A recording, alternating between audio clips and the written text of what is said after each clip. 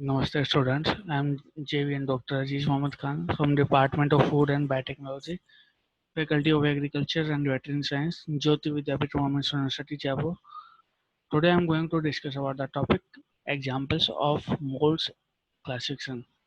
In the previous video we discussed about the classification of fungi. So in this lecture we are going to discuss about some examples of fungi. So first the vegetative structures. So what are the vegetative structures?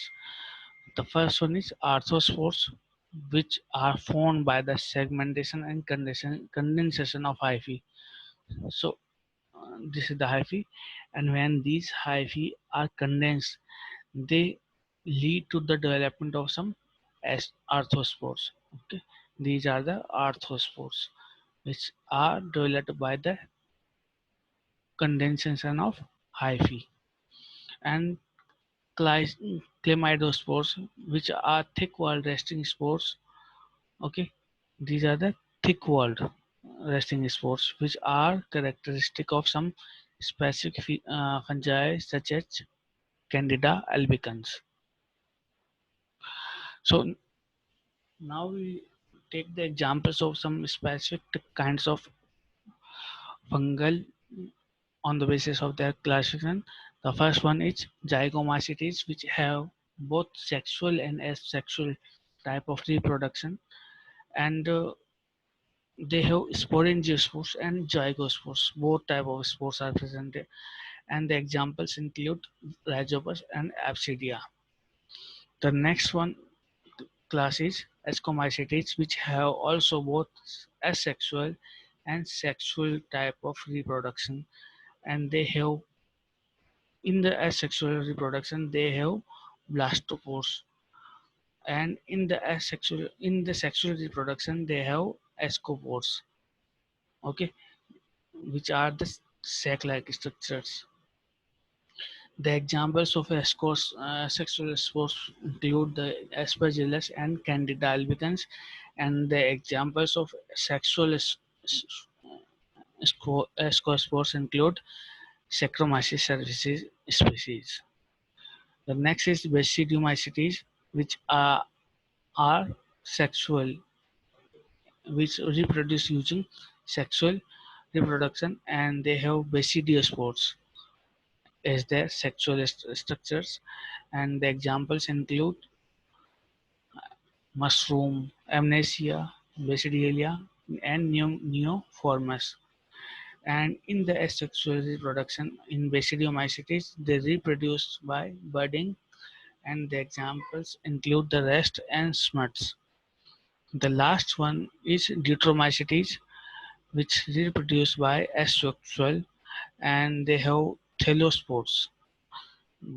They have thellospores as their sporing features, and they have conidiophores from the conidiophore.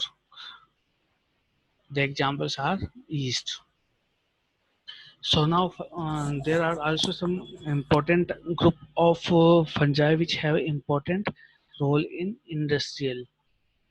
So the first one is mucor, okay, which have important role in food, and Zygorhynchus, which also have important role in food industry. Rhizopus, which is involved in the spoilage of many kinds of food. Absidia, okay, which is very small and pear-shaped, and Thamnidium, which cause whiskers in the meat and have important role in the food spoilage. The next is Aspergillus, as we are really aware of this genus Aspergillus, which have important role in the food spoilage. Okay, the penicillium, which is also beneficial for human, which are important in the production of antibiotics, and they also have been involved in the production of cheese. And the next is Trichothecium, which have important role in some vegetables, and uh, cucumbers, and controls. Geotrichum is the fungi which are appear like yeast, and they are also known as the dairy mold, which provide the white to cream colored growth in most dairy products.